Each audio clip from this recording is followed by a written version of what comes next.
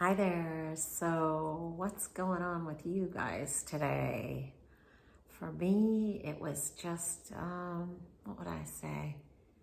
It was an okay day, Nothing fantastic and nothing horrible, but just okay, which is sometimes all right. I think the hardest part sometimes in a day is when, your friends or family are struggling and you just feel so much for them and what they're going through, and you want to do something, but you really don't know what to do and or how to help, or how to help them feel better, but just be there and listen. And that was kind of my day today. Has been the last couple of days. So anyway, and I hope that, if you're in that place, I hope you have someone to listen and just be there for you as a friend and be, understanding if nothing else, and just a pair of ears to listen. So, all right. So anyway, today I am starting on page 70, about a third of the way down. The next day, Mama D proudly brings me the newspaper with my photo on the front. I am happy. I feel important and special. The photo of us is front and center. Read the story about you inside. It is my interview and tells your story, Mama D says. I open the paper as Mama D goes to the kitchen. I begin to read and feel an out-of-body experience as I read on. This is all about me, like I am someone different, someone who is worthy of all this attention. I am an American. My colors are red, white, and blue, and I love the many stars on the flag. I wear red, white, or blue almost every day. Pink has faded from my clothes, and now red stands out in my closet as the color of choice. The ribbons in my hair are red. My favorite blouse is red. My pants are striped like the flag.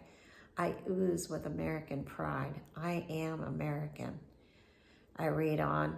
Mrs. Deardorff says they found Pushpa starving under a house in India. I quickly scamper to find Mama D. The paper says you found me under a house, but I didn't live under a house, I say, horrified.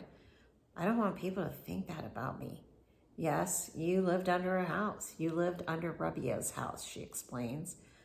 I can't stand why she thinks this, even though I repeatedly tell her that it is not true.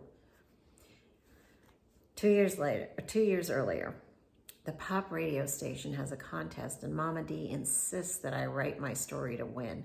Just write why you like school and you will win. That will be easy. I love school, I reply. I sit at my desk and pour out a letter filled with heartfelt gratefulness and love for school, for learning, for my friends and my teachers.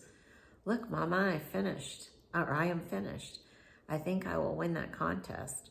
She glances over it. How do you expect to win? You didn't write your story about us adopting you from India and that you are starving and living under a house in India, Mama D retorts.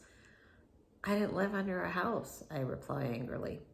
You lived under Rubia's house, which is what she told me, Mama D replies. I begin to believe her and decide that she must know something I don't. I can't argue with her. My memories are already faded. I surrender to what she tells me and begin to believe it. Let me help you write this so you will win, she continued.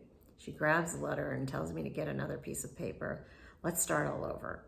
I sit with my pen and paper as she dictates my letter as to why I like school.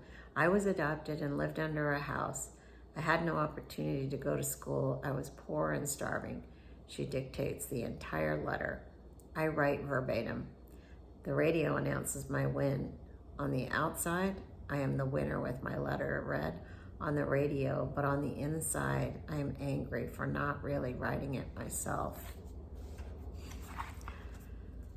That was a really trying time for me because I was always taught as a child in the Catholic boarding school, you don't lie, you don't cheat, you don't steal. And even when I came here, my mom said, you were just trained to be that way as a child. And so, it was like, I didn't like the lies, and I didn't like feeling like I'm trying to make up a story to win a radio contest. And I was just having a hard time because I wanted to stand up for myself. But it's kind of hard to stand up for yourself when you've only been with this family a couple of years and you're so confused as to what your life is at this point.